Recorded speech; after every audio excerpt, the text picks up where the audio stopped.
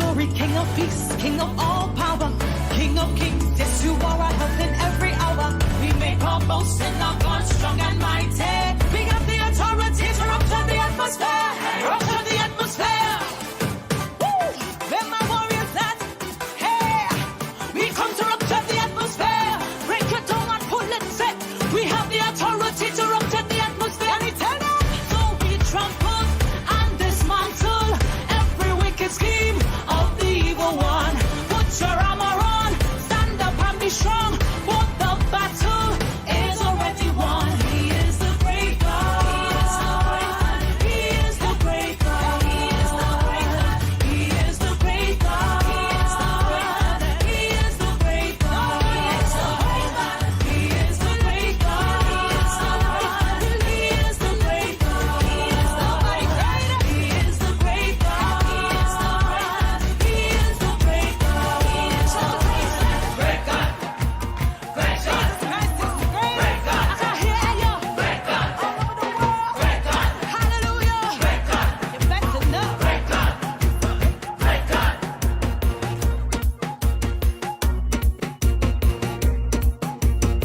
It's an a fast food. Everybody dreams of go England. My dreams go Beckwith. Beckwith. Everybody dreams of go Canada. My dreams go Beckwith. Beckwith. More stay in a villa, right on the beach. Drink me rum and don't sleep. More stay in a villa, right on the beach. Drink me rum and don't sleep. You see that small country them segments and you're gonna need to represent 784. We party with Pagan. We just party with Pagan. Every crew just plays one, cause we just party with Pagan. Somebody call the fire brigade. It's fire in the air. It's fire in the air. Before we leave we house, we just check how much parties we going to wreck. Them promoters they going to vex because the passes they won't collect. We party with Pagan. We just party with Pagan. Every crew just plays one, cause we just party with Pagan. Somebody call the fire brigade. It's fire in the air. It's fire in the air. Real spin, real spin, real spin, headways, real spin, real spin, real spin. I just want to get my head lashed up. Think I'm playing this carnival? No. All I want is rum. Come again. I just want to get my head lashed up. Me and all of me dirty friend going drink a lot of rum. Let we do this thing. Rum, rum, rum, rum, rum, rum, rum. Head lash up. Rum, rum, rum, rum, rum, rum. Well, I hear your grandmother selling helmets and she's selling charm. She even selling the Tululu in a plastic bag. So she phone call temptress, tell me if I can bring the job. As we reach inside of the yard, if you see the job get on bad. He could not even resist her, so he started to touch up she tray. She say you're moving too fast, she tell the job he had to pay. What the money for the pay for the what the money for the helmet? Pay for the helmet. What the money for the chain? Pay for the chain. What the money for the conch shell? Pay for the conch shell. What the money for the bell? Pay for the bell. What the money for the oil oil? Pay for the oil oil. I can't say the so dead, and I can't say the conch shell do smelling.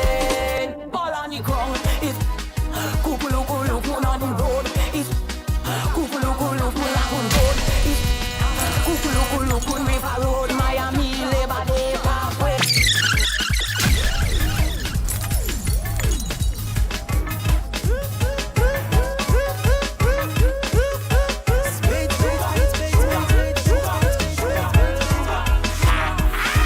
Dip me head in the bag of sugar, dip me head in the bag of sugar, dip me head in the bag of sugar, dip me head in the bag of sugar.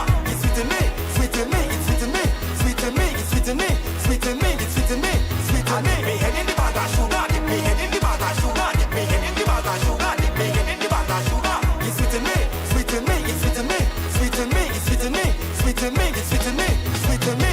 Can show me the gunny pie, boom boom when I start to dive. Juke it with the cocoa knife, you tun got the needle eye. And if you slip, you slide, just so for a stick inside. Do me anything you like, you can be a me. Girl, I wanna give you some of this good oil. I wanna take some of this good all over you. I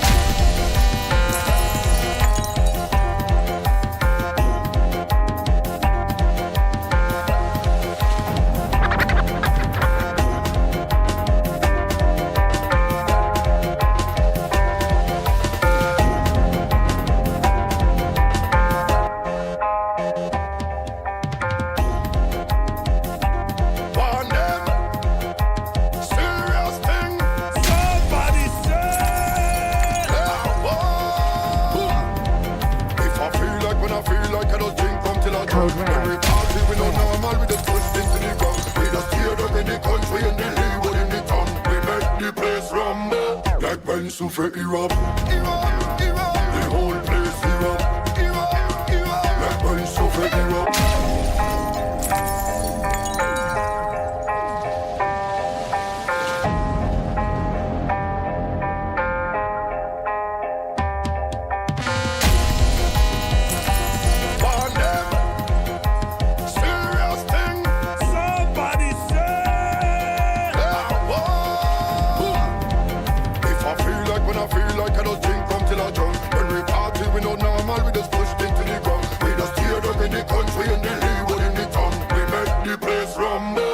When souffle Europe, the whole place Europe, like when souffle Europe, the whole place Europe. Boom, we just sit up and we gone, mash it up and we gone, we shell it down and we gone, mash it up and we gone.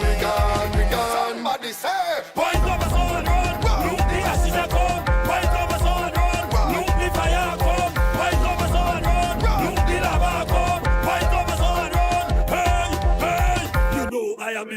And I am the commander. Anyway that I enter, the move is not over. If I tell you to run, everybody run. If I tell you to jump, everybody jump.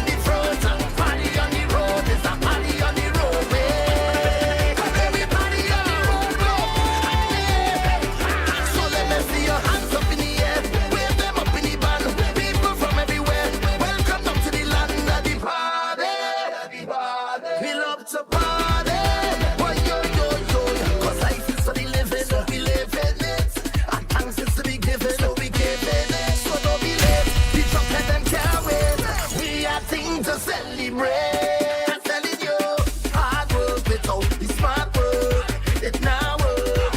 We don't want no matter that. I need a little breather. 2 days on the road with some jam in the middle. Like the come we need to find the middle. For the sake of peace of mind, so the middle of the road is where you'll find me and my friend and them, because we work so hard for we deserve a party. We deserve it, say we deserve it, yeah we deserve it. Tell all your friends and them, tell all the girl and them, bring all your friends and them, and let's get it started. I say, oh yo, all smoke and massive, take a jump and let we started by the drum, let we started by the drum. Party on the road, there's a party on the road. Light it up, bring the shots and light it up.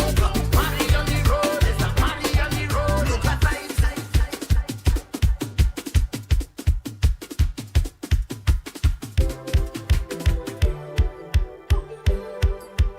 All right. I like that. So we deserve the party. So much immigration stress right now. I'm laughing, but you know that's a defense mechanism right there. I'm laughing because we're gonna cry. I mean, seriously? Yes, cry. Good morning. This is the People's Chat Room. My name is Lena Dunbar, and on the ones and twos, and also producer of the show, and all of that, DJ Code Red. Code, how you doing, man? I am great. Because you're on this side of the earth, the dirt, I should say. No, well, you know what? Despite everything in the world that's been going on, you have to put yourself in a great frame of mind, because if you look at the news too much, depression kicks in. If you take in what everybody else takes in, depression kicks in. If you let the stress of the world, that are things that really and truly beyond your control, takes in, it can be very depressing. So you have to make yourself happy. So I'm making myself happy, and by making myself happy, I can hopefully make others around me happier. All good stuff, positive stuff. You know, because I can't make you happy, you know. True that. Only you can make you happy. Right on. Your family and your friends can make you happier. Look at all this good stuff coming from you this morning. All I needed a trip to Brooklyn to get a little stink attitude into me and cut people off and they're like, hey, I was here first, and just keep going. But anyways. So he was all up in Vincy Mass just now. I was. Carnival in St. Vincent. I believe Carnival is in Vincy. Yes. And so he was all up in the music. So St. Vincent, happy Carnival. Be safe, have fun, and just do you. Okay. Yes. Oh yes. And then what's the next Carnival? Oh, also I believe this weekend is Vienna, Carnival in Vienna, because I think iTunes Radio, DJ iTunes is playing for that. And right after that, they're heading to London for the boat ride, the big boat ride, which is in London on the 12th of July. So they're in Vienna, and then they're heading over there. So what's the next carnival coming up? The next carnival after Caribana? this? No. I think St. Lucia is either the end of the month, and then after that, there is Caribana, there's Crop Over, and there's also Grenada. Boston. Grenada, I think it's like what, the weekend of the 14th or something like that? Grenada? Is it the second weekend? Like the middle of August, somewhere around there, the middle of August. Yeah, so to my diaspora peeps and also to our family in the Caribbean, happy Carnival. Right? Isn't it good to be, I don't want to say it's good to be West Indian, no, because we all belong. Well, to be part of the whole diaspora. Because you don't have to be West Indian or from the West Indian to enjoy our culture. No, you don't. Our but culture it's a nice feeling when you're part of, when you're either born in it or you're part of that whole Caribbean experience. You know, second generation, third generation, whatever.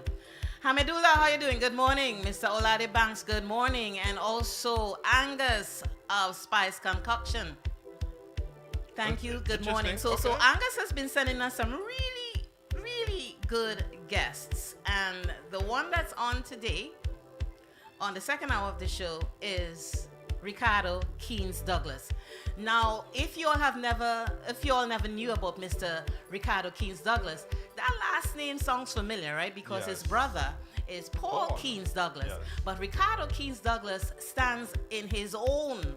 This man's got a lot going on, all good stuff, and he's been a storyteller, oral storyteller, as well as he's got 14 books. So we're going to have our conversation with Mr. Richardo Keens Douglas on the second hour of the show, around 1:25-ish kind of thing. So we want you to, stick with us on the People's Chat Room, because it's all about fantastic, awesome guest interviews, but it's all about the experience it's also about the experience of just hanging with us on the People's Chat Room. So with that being said, I'm going to turn you over to DJ Code Red, but I'm going to let you know at 12:30, our contributor, Miss Natalie Amoroso, will be coming into the waiting room, and then we'll have Phyllis like maybe 15-20 minutes later. Right. In the meantime, in between time, let me turn you over to DJ Code Red.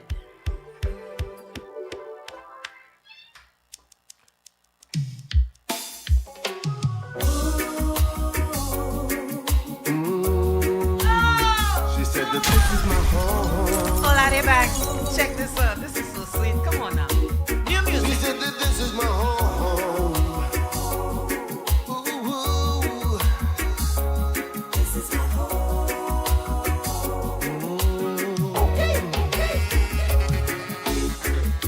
I saw my friend the other day as she was walking through the store. I said I hadn't seen her face for so long I couldn't recognize her anymore. We both had a laugh, started to talk. I could see her pain. She said that things not the same, but who can you tell? But what can you do? But where can you run? Well, bills come after you. For some it's a job, for some it's a joke, for some it's a dream, and some it's a hope. For me, time is now. I try hard to smile, I wanna believe, but life isn't kind, and some can fly out and swim in the pool, or sit on the throne and see the world through the clouds. It's cool on its lights, and that ain't no joke, but this is my home. God knows that this is life for me.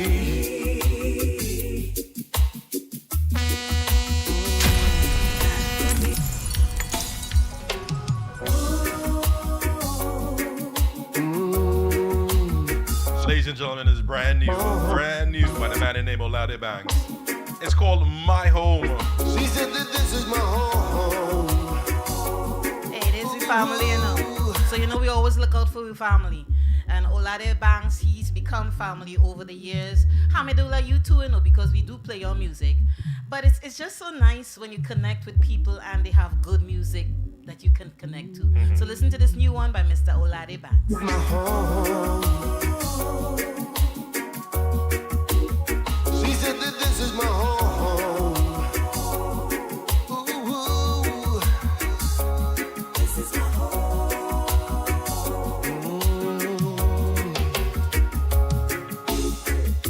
I saw my friend the other day as she was walking through the store. I said I hadn't seen her face for so long I couldn't recognize her anymore. We both had a laugh, started to talk. I could see her pain. She said that things not the same, but who can you tell? And what can you do? But where can you run? Well, bills come after you.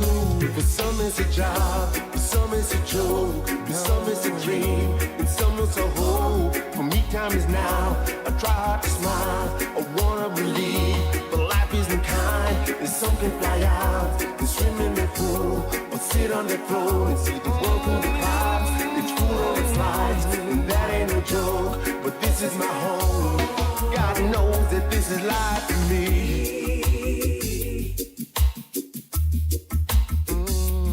Life for me. In my home.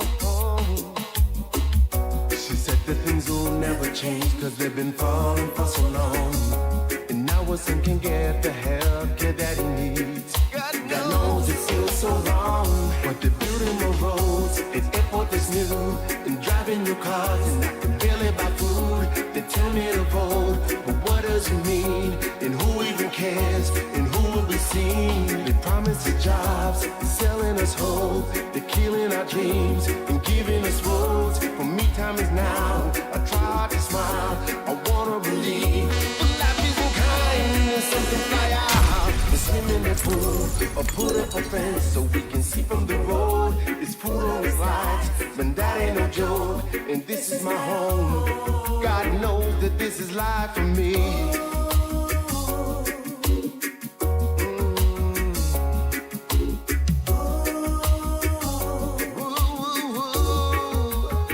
She said for some it's a job, for some it's a joke, for some it's a dream, and some was a hope. For me time is now, I try hard to smile. I wanna believe, but life isn't kind, and so can fly out. Swim in a pool, sit on the throne and see the world through the clouds. It's food on its lives, and that ain't no joke, but this is my home.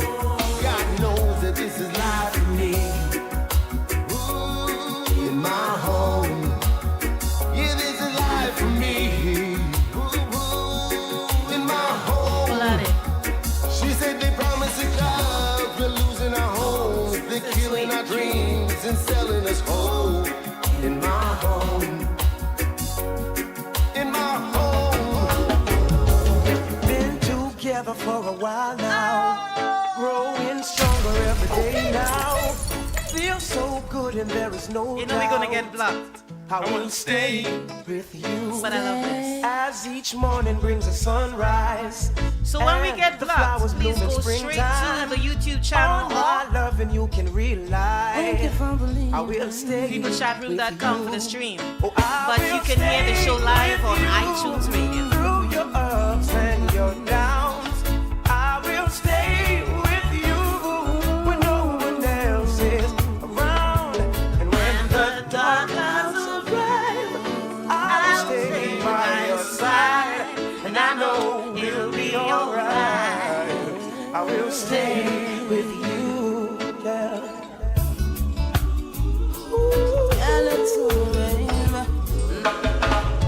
Experience reciprocity, I melt into you happily. Thank you for choosing me ultimately, cause I know that being together is the only thing we'll ever need. Nice to know that you'll never leave me. To hear you speak this way just drives me crazy. I'm so proud to be your lady. Evidently I won't be lonely. Right now happiness surrounds me. And when the dark clouds arrive, I will stay by your side. And I know we'll be alright. I will stay with you. Sitting in your church on Sunday, thinking who you're gonna screw Monday, who you're gonna thief, who you're gonna rob. Take it as me till you say you can't fool God too. Every day you ball out, Jaja. Call yourself a dreadlocks Rasta. Terrorize the people on your lane, cause I saw you get wicked when you lick the code. By his deeds shall a man be now. Wanna ask you for a piece of bread, you give him stone. By his deeds shall a man be now. Natty up your head and worship Babylon throne. By his deeds shall a man be now. Straighten up your liberty and don't bow down. By his deeds shall a man be now. Mr. Money Man with your big money plan. Tell me where you get your first money Morning, from. Cousin Judy. How you plant your field, Mrs. how you Stephen make Chow, your fuck deal, out then there. compel your picnic, them feel don't smoke weed. Left your air condition office and gone a bar. DJ Impress Militia. a little easy girl with your pretty car. When you're done, she said she have to get DJ paid. What a Kevorkian. fret you a go fret when you hear she have. By his deeds shall a man be now. Wanna ask you for a piece of bread, you give Professor him GT. stone. By his deeds shall a man be now. Natty up your head and worship Babylon throne.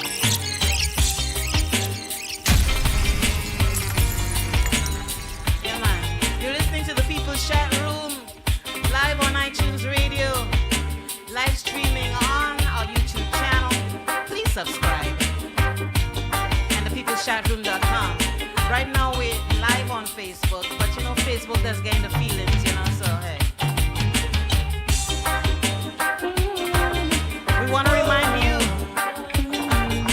that the show is in rebroadcast mode tomorrow on Cultural Vibrations Radio from 12 to 2 p.m. I hate to see them fighting and swimming in blood. Enough neglect the farming, scarring the mud. Yet they wanna be the first to reap the food as it bought. Oh, them fill the earth with peace and church and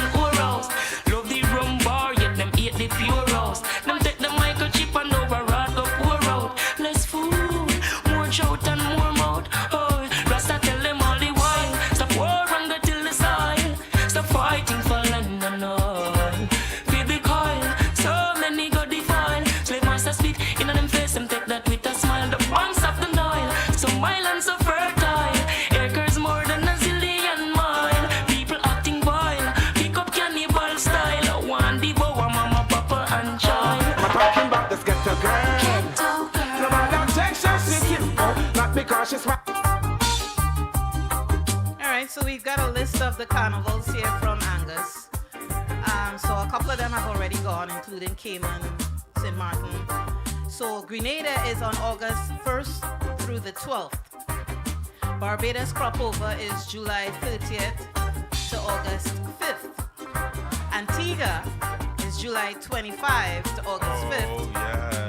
St. Lucia Carnival is July 17th to the 23rd. And then we have Miami, obviously, coming up, bringing up the rear before Trinidad Carnival. That's in October. No, Trinidad Carnival. Well, no. Miami Carnival is in Hold October. on. Yeah. You can't say bringing up Tobago, the rail. Because you Tobago. have Tobago. And let's be clear. Who? What? I believe it's St. Croix has the first and the last carnival of the year. Okay, so VI, some VI. One of the VI islands, correct? last week or something. It's like it's New Year's Eve or something like that. So technically, What a time. technically, they have the last carnival and the first carnival of the year. Okay. Trinidad is not the first. I have to correct my Trinidad. We think we bad. we think we the all this and all right. Maybe in some things, but let me be fair and be correct and respect. You know. I don't see Natalie, so I will Yeah. I will put out the information for Natalie Amoroso, who is our mortgage broker, and Code is gonna pull it up. Yeah. So we have some contributors that are an integral part of this show. Natalie Amoroso is part of Maverick Realty, and she is a mortgage broker in the family. And she usually comes on around 12:30, and if she's not on, very rare she's not on. So that means something is happening with the kids, meaning there's somebody's in sports or something today. So you can give her a call at 239-738-1388. Natalie is a mortgage broker in over 10 states, and if she's not in any one of those states that you reside in, she knows someone who knows someone that can get it done. Again, her number is 239-738-1388, and they have just joined with Sotheby's, so which is really, really big. Right? And when you're done with Natalie and she has given you the information for the programs and guided you through that important step of getting a mortgage letter, I should say, approval letter, then you get a chance to sit down and chat with Kevin Amoroso, who is her husband, and he will help you find your starter home and or your forever home. So that they're a big part of this show in the first hour. The third Saturday of every month, we will have our lawyer or attorney, immigration attorney, Miss Sonia Peterkin. And starting from this month, we will have Miss Aslyn Leonis Charles, who is a licensed mental health care practitioner. And she'll be on the third Saturday of every month also, because right now, people are stressed out. And you know why they're stressed out? I don't really like to talk much about the immigration stuff because it pisses me off, because this didn't have to happen, but because elections have consequences and people don't pay attention to a lot of stuff that's out there in the universe. They choose to vote on one issue and one issue alone. Look, they just passed the big beautiful bill. Yeah, right. Who is that gonna be benefiting? Not me.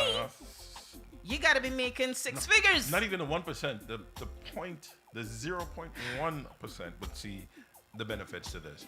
Well, you know, who else will see benefits to this? The ones who are gonna be losing their benefits. Do that, and the ones who maybe voted. y'all don't know this. Yeah. Those of you that voted for the man, but a lot of the voters in rural America, yes, will be the ones losing the most. Okay. I don't think they understand that. They don't understand that. They voted for the demise. No, well, because they hate black people so much, or people of color. You know, they're thinking that they're giving us the shaft when they voted for him. But guess what? When you're pointing, you know that thing, right? When you're pointing at someone, there's one finger pointing out, but three pointing back at you. So who loses out? You 3 times over. I just don't wanna go there today. I wanna stay nice and in a good frame of mind, because this whole immigration thing is just worrisome. They're also trying to denaturalize naturalized citizens. And the Supreme Court has given that man a lot of power. Okay, so you know what? Play some music. I'll chat a little bit about some facts as far as the fallout from the big, beautiful bill. Let me pull up my stats, and we go chat afterwards. Relaxing with my baby on the coastline. Well, wasn't really into no rush, 'cause the love she gave to me, I just can't get enough. Slowly but surely, we're getting there. Baby, run, come on me, my darling there. Slowly but surely, we're getting there. Baby, run, come on me, hold me.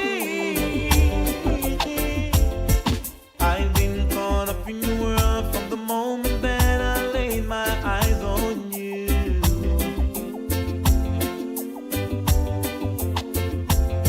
And I knew it was meant to be, 'cause the feeling that I feel is oh so true.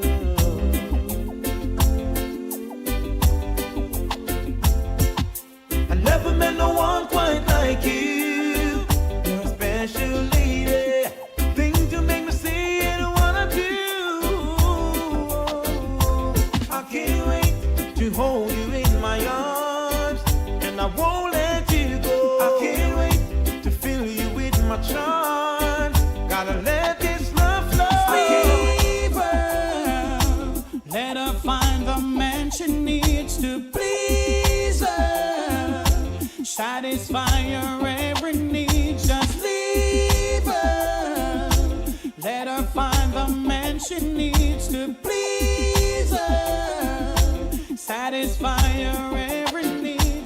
I'm the man who always wanna be with you, with you. Won't disrespect you, girl, I like your style. Oh, Tony's saying this, Luke, you're saying that about you. But still they got your number in their files. Go on now, on now. Oh, you and you alone do the things you do so clever. I've never seen no one like you. Oh, baby, oh, never. You make me feel at home when you're in my arms. I could never feel much better. Keep you all safe and sound. I wanna spend my whole life with you forever. Come stay with me, girl. Don't play with my love. I love for you to treasure. I'll speak on the words. Your mind's and yours, and that just can't be measured. You surely deserve all the things that preserve. So, Social Security, the age of retirement is 65. They moved the goalpost. You heard that? Yeah, they moved the goalpost. Yeah, I read that last night. They moved the goalpost. So, they're moving it to potentially age 68, 69, or even 70 for the younger generations. So what does that mean? That means that if you were planning to retire at a certain age, the current age, which is 65, 60, no, the idea of retiring at 67. So the highest or the most you can go to is 67. That is no more. So for people who are living on a fixed income, you better have tighten ban your belly. According to blacks, ban your belly, because they're moving that. Yeah, a lot of older people. Well, you know what? I think things have changed over the years. Some of the younger baby boomers, they've been planning, and some of them are actually, would be okay at retiring at the current. One of the things that the baby bloomers, or maybe people of our generation, my generation, your generation, my generation, I'm older than you. We were educated. Our parents didn't teach us about money. Mm-hmm. That's none of your business. Stay out of grown folks' business. Mm-hmm. So we wasn't educated about money. And this is where I'm going with this. our age, because of this little thing that we hold in our hand, that phone, we're able to find out information and better prepare and plan for the future. So yes, maybe moving this retirement age will affect the ones who are close to their retirement age, but I believe individuals like us. I'm scared that when I'm ready to retire, there will be no money. No, you're not. The rate they're going at. No, you can't. You know what I'm you saying? can't, you can't depend. You're not Jewish. Okay, so here's the 3 reasons that they're using to change the You can't retirement depend, age. You can't depend on the government. You're not Jewish. Making me laugh. Don't do that now. Longer life expectancy because Americans are living longer, which means they're drawing benefits for more years. A strain on Social Security. The worker to beneficiary ratio is shrinking. Fewer workers are supporting more retirees, putting financial pressure on the system. And 3, encouraging longer workforce participation. Some policymakers believe a higher retirement age would encourage people to remain in the workforce longer. These sons of bitches, let me tell all you something, you see these politicians, all of them got money. And most of them got rich while being a politician. Okay? So, I mean, I could understand why some people don't like to vote, but because you're put in the same sense of back in positions, but we're at crunch time here. So next year, November, put all them isms aside and vote. The problem that I'm having, a lot of the stuff that's going to take effect won't take effect until after the midterm elections. Yeah. So a lot of people are going to forget Yeah. what's happening. Oh, all right. I'm going to paint the proper scenario for those who don't seem to believe or understand. The effects of this big bill will not take effect until after the midterms in 2026. And when the midterms take effect in 2026 and the Democrats reclaim either the Senate, I sure hope they reclaim either one or both. Either the Senate or the House, and the effects and those things take effect and you start to feel it, watch the ones who don't know will start to blame, the Democrats. The Democrats. But here's the thing, the Democrats historically do not know how to message properly. And that's one thing the Republicans have cut their ass time and time again. That is so what is going to hoping happen. They have learned their lesson. No. Okay? No. So Olade is saying why people even with our retirement saving is because we living a little bit longer, and all it takes is one mishap and we are all in the same boat. A lot of people are living paycheck to paycheck. I went grocery shopping yesterday. Oh God. Oh good. Well, it was that holiday that I will stay home. I'm getting paid to stay home, but I do not celebrate it. No. All right? Yeah, Because as far as I'm concerned, there's a slave thing. Yeah, okay. correct. Yep, My mindset has changed a whole lot about some of these things over the years. Okay. Oh yeah. Anywho, I went to one of my favorite locations to get some ribs. Ribs was Mr. Ribs, but here now, salmon was, oh Lord, king salmon, because it was so expensive. So I just walked away. I stuck to buying the ribs and doing what I typically would do for one of these holidays, which was the easiest thing: ribs, salad, and corn. Yeah, dumplings. We had yesterday dumplings with the gravy. So Stephen Charles is saying, did you understand that Trump lost the election? Yeah, I know he lost the election, but again, the thing is this. Even if they were able to prove it, okay, and I think they're working on doing that right now as we speak. This is what is happening in this country right now. Let's look at the immigration problem. The Supreme Court has given this man so much authority. Did you see that they've blocked the judges in the lower courts from even blocking some of the stuff that Trump is doing? You know, so it's like, it's legal to be illegal. I ain't talking as far as immigration. It's legal for Trump to go against the Constitution. So people like me, I'm sitting and I'm wondering, so what is it gonna take? You have immigration, so-called ICE officers that's doing what they're doing, throwing people down on the ground, beating them up, carting them away. They're not saying who they are. You're just supposed to know it's ICE. People are disappearing. What? And that's okay? You wouldn't treat your own mother like that. Why you must treat somebody else like that? Nah, you would treat your mother. And don't. I'm getting started here, and I don't want to go down this rabbit You hole. have to, at this point, you keep saying that, and I you keep keep saying going, that, and you and keep going. So might as well just go. What about birthright citizenship? But yeah, that's going to be challenged. So It's I think the being first one challenged. to go is Melania. Isn't she an immigrant? Y'all notice that when people don't pay attention to these things, they pay attention to what they want to pay attention to. And I'm saying it's crunch time. It's crunch time. So the things that you've not paid attention to before, now is the time to pay attention. Because there's a poem, I will pull it up somewhere along the line. When they came for whoever, I wasn't there, I didn't help. They came for, and then when they came for me, there was no one there to help me. All right, I'll pull up that poem. It's a well-known poem that people jack up like me. Okay. You don't always say the right words, but I'll pull it up after our music break. I just want to let you know that Comedy Calypso Caribbean Jazz is on September 27th. A couple other events that are happening in July and August, and I will pull them up and mention them along the way. But the diaspora here in Central Florida is very busy. We continue to keep the culture alive, and we would encourage your support. Let me turn you over to DJ Code Red.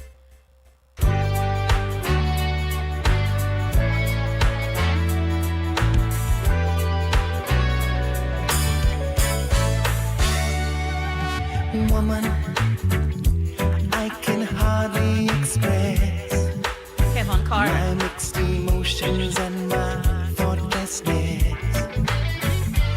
After all, I'm forever in your debt. And woman, I will try to express my inner feeling and my thankfulness for showing me the meaning of success.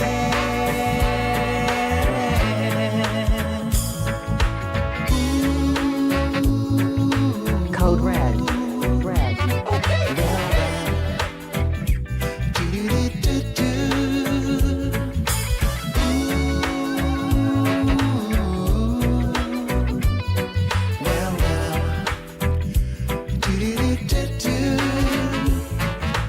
Woman, I know you understand the little child inside the man. Please remember, my life is in your hands. And woman, hold me close to your heart. However distant, don't keep us apart. After all, it is written in the stars.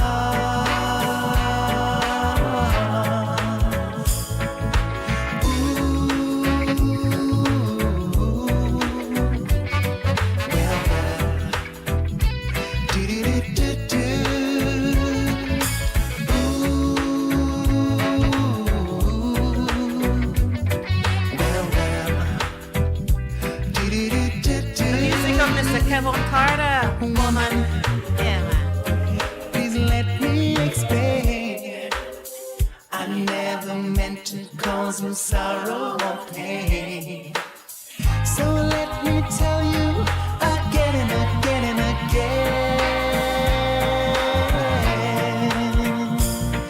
I love you. Now and forever. Said I love you. Now and forever. Said I love you. Now and forever. Said I love you. Now and forever. Just a come in from a dance last night, and you know say me well want sleep. But before me coulda reach and me get me see want something like a the sheep boy. 2 hell stone fridge washing machine and 2 old piece of car. But the $1 million question is how where them get them things ya from start. Serious time, violence and crime, and up here gun thing the youths them up on them mind.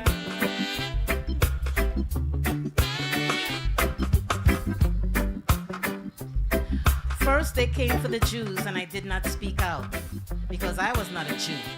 Then they came for the communists and I did not speak out because I was not a communist. Then they came for the trade unionists and I did not speak out because I was not a trade unionist.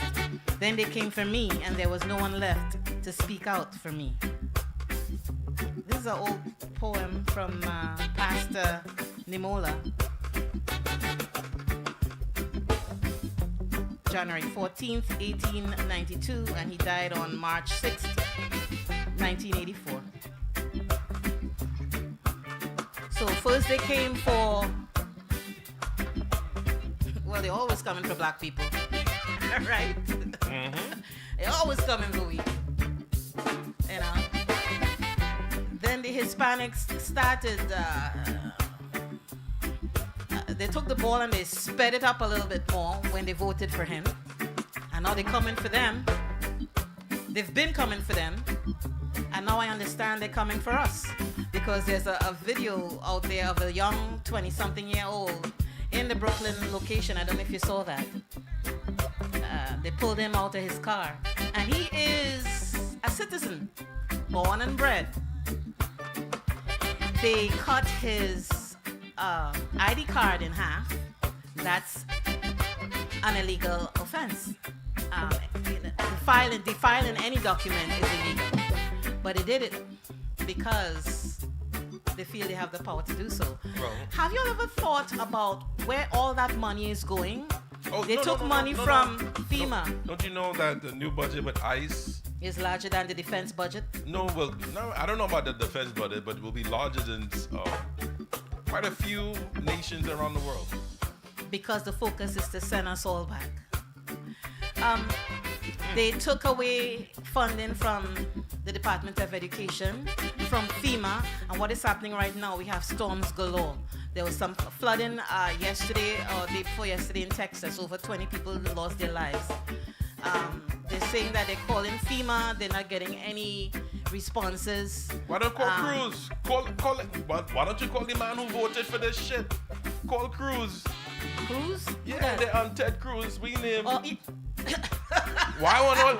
Don't call FEMA. Call Ted. Lade, you in Texas, right? What's up with that? I know you're not part of the problem, my brother. I know you're part of the solution. The man who voted to and a couple years ago, when the grid, the electric grid, he was on a trip. He was on a trip to over 200 people lost their lives in that winter storm. But they still put him back, right? What can I say? You know what I mean? Well, the same thing here in Florida, you know, because you know what I'm saying. But I'm hoping that David Jolly would make a difference because he's running for governor for the state of Florida, and I'm hoping that people will have come to their senses by that time because I think that's early next year, or is it in the primaries? I think it's early. I'll find the date. So we do not have our motivational person, Miss Phyllis Worrell. I don't know where all the contributors disappeared today, no. So I'm gonna turn you over to. Can I get a groovy soca by what's his name? College boy Jesse. Listen. What is it? What is with you? If you, Lima's like a broken jukebox. She would listen. When I like a song, she would listen to the same four songs and over. I am not ashamed of that. Not ashamed. When I like your song, that's it. I beat it up. Oh God. Oh God. No shame in my game. So let me see. While you find that, let me pull up some of the events that will be happening in the coming weeks. Oh na na na, oh na na na, oh na na na, oh na na na. That thing behind you looking lonely, so let me give it some company, baby. A little wine for it to know me, baby. Relax, just put it on top of me. of me, on top of me, on top of me, on top of me, on top of me, on top of me, on top of me. Oh na na na, oh na na na, oh na na na, oh na na na. Me and you inside of this fete, whining so hot till we soaking wet. This is a night I cannot forget. Get. I loving the way you back it up. Set good baby and walk it up. I'm telling you baby you are the best. So push on top of me, on top of me, on top of me. We can tell. On top of me, on top of me, on top of me, on top of me. Oh na na na, oh na na na, oh na na na, oh na na na, oh na na na, oh na na na, oh na na na, oh na na na.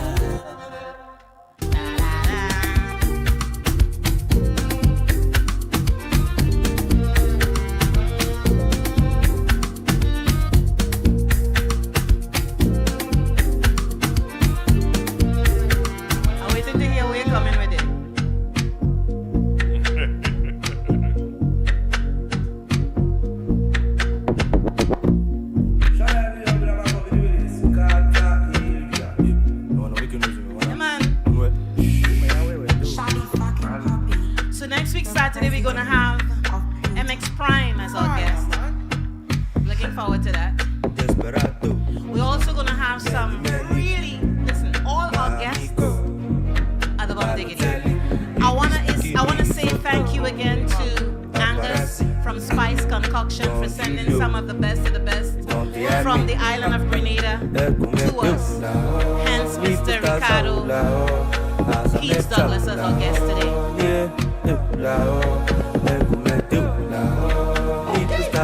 Mr. Jimmy Brown, thanks for checking us out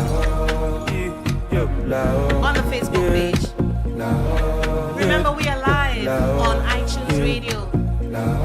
And I want to thank Cultural Vibrations Radio for picking up the show, which is in rebroadcast mode every Sunday from 12 to 2 p.m. But that what she like. Don't turn off the lights. That what she like. Island Beat Radio. Can't believe a sweet girl rebroadcast like you. Tell me on no Sundays. Sweetness, that she weakness. Yeah. No feelings, just fuck it up like you mean it. No sweetness, that she weakness. Yeah. No feelings, just fuck it up like you mean it. Girl, wine and go down, waistline flow like a melody. Go down, pretty girl, you are the recipe. Go down, fire in the kitchen, my girl, how you cook that, let me see. Nice man can keep you interest. Come with flowers and they get dismissed. You have to handle the business proper. Oh Lord, tell you what she like. Tell you what she like. She want some action in she life. Come good or just don't come at all. Tell you what she like. Tell you what she like. Tell you what she like. She want the roughness in she life. And when I put down the work, watch how she face light up. Boy, no sweetness. Die she weakness. Yeah. No feelings. Just fuck it up like you mean it. No sweetness. Die she weakness. Yeah. No feelings. Just fuck it up like you mean it. All eyes on you. All eyes on you. Girl in the middle of the dance. So when you get in the mood, you make it jiggle and bounce. All eyes on you. All eyes on you. In the middle of the dance. So when you kick off your shoe, you make it wiggle and bounce. Say she want a rude boy with a rude boy wine. Don't want no man there with no schoolboy wine. No mannequin, no romancing. She wanna go from night till the morning. She fling it up, she fling it back. I ride it, I go handle that. She give it up, she look back, and I ride it. Tell what she like, tell what she like. She wants some action in she life. Come good or just don't come at all. Tell what she like, tell what she like. She want the roughness in she life. And when I put down the work, watch how she face light up. Boy, no sweetness, tie she weakness. No feelings, just fuck it up like you mean it. No sweetness, tie she weakness. yes, yeah. No feelings, just fuck it up like you mean it. So this young man was supposed to be a guest on our show. It will happen just at another time, okay? Because I'm not giving up.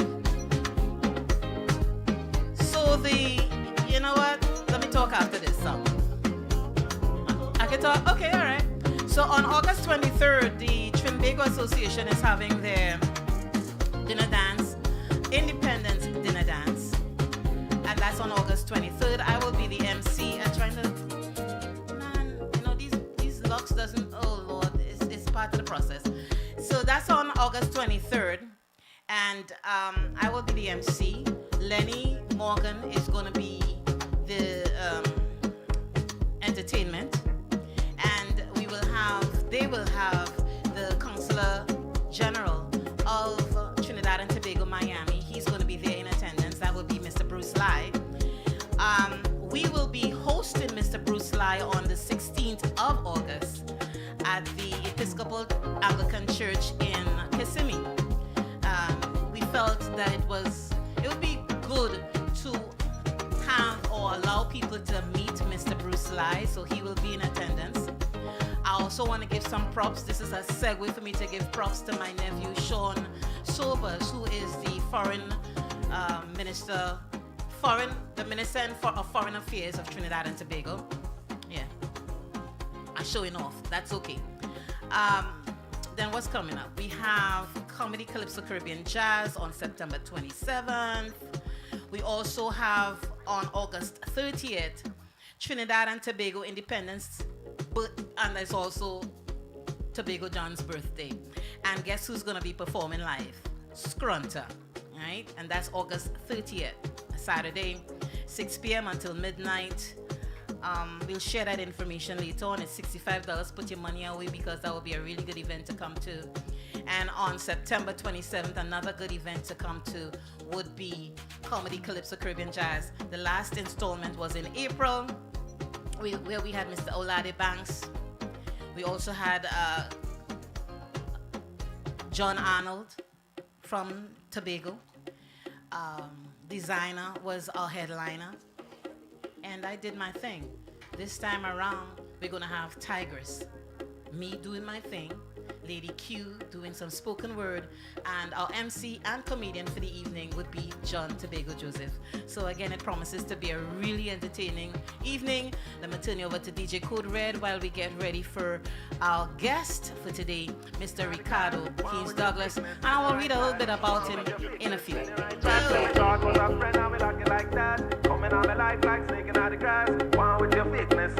Well, I don't have time to beef. Lucky for you, my friend. I in a good spirit. I drink in a good spirits. The vibes right up to the limits. So don't hold me down, don't fight me down. Yeah. Good spirit. I drink in a good spirits. The vibes ain't cars in a minute. So don't hold me down, don't fight me down. Yeah. My friend and them couldn't tell you about me. Good people, it's good people. We only want love in we circle. Yeah. My family couldn't tell you about me. Good people, it's good people. We only on love. Well, every man make their choices. I said we make sacrifices. We block out the noises. We have to forget the voices. One day we gon' make it. We don't have to fake it. I give you my best. I give you the chain off my neck. I give you my love and respect. But now hear the story. Is you vexing me? Like I do you something. Like I do you something. When I hear the shout now, is you vexing me? Like I do the wrong thing. Like I do you something. Oh, it's a good thing. I in a good spirit. I drink in a good spirits. The vibes right up to the limits. So don't hold me down, don't fight me down. Yeah. Good spirit. I drink in a good spirits. The vibes ain't cars in a minute. So don't hold me down, don't fight me down. Yeah. My friend and them couldn't tell you about me. Good people, it's good people. We only want love in we circle. Yeah. My family couldn't tell you about me. Good people, it's good people. We only want love. She said, let me take her to you. I said, get her to me. She said, just relax and let me get it in. No. She said, take it easy. I will do the work. You don't have to wind up yourself. You don't have to wind up yourself. Oh, she said, take it easy, I will do the work. You don't have to wind up yourself. You don't have to wind up yourself. Oh, and then she bubble and she bubble and she bubble and wine. Push back is the greatest bend over. Push back, roll your waist and bend over. Push back, oh Miss Lady, bubble and she bubble and she bubble and wine. Push back, give me the greatest bend over. Push back, you are the wickedest bend over. Push back, why? I wanna wine on your bumper. I know you like steam. I know you like vibes. I know you like speed. Clock work, y'all bend down, touch your knee. It's a new wallpaper for my iPhone screen. She said, let me cater to you. I said, cater to me. She said, just relax and let me give you anything. Yes, girl, I wanna give you anything. She said, take it easy, I will do the work. You don't have to wind up yourself. You don't have to wind up yourself. Oh, she said, take it easy, I will do the work. You don't have to wind up yourself. You don't have to wind up yourself. Oh, and she bubble and she bubble and she bubble and wine. Yeah, Here's the yeah, greatest yeah, bend yeah. over. Life, life, life. Celebrate life, celebrate life. So I want to share this with you. Some more fallout from the big beautiful bill is that there will be cuts to food stamp assistance or food assistance through the SNAP program. The cuts may ultimately affect more than 40 million people. That includes about 16 million children, 8 million seniors, and 4 million non-elderly adults with disabilities, among others. Some of these people can't go out to work, so they need this, okay? Many states would be required to pay a percentage for food benefits to make up for the federal funding cuts. If they cannot make up for the funding losses, that could result in cuts to SNAP benefits or states opting out of the program altogether. So what that translates into is that some states will have to put in that amount to make up for. And if it's a poor state, like let's say Mississippi, yeah, because they are one of the poorest states, and they won't be able to do that, guess what? There are a lot of people that will not have food stamp assistance or SNAP. And there are some people cannot go out to work because they are disabled. Let me continue. The legislation expands existing work requirements to include adults ages 55 to 64 and parents with children 14 and over. Based on current rules, most individuals cannot receive benefits for more than 3 months out of every 3 years unless they work at least 20 hours per week or qualify for an exemption. Eligibility for food stamp benefits would also be limited to U.S. citizens and lawful permanent residents. An estimated 5.3 million families would lose at least $25 in SNAP benefits per month as a result of what they signed off on. And also, the one of them from Wisconsin, he sent a letter to the governor of Wisconsin asking for help.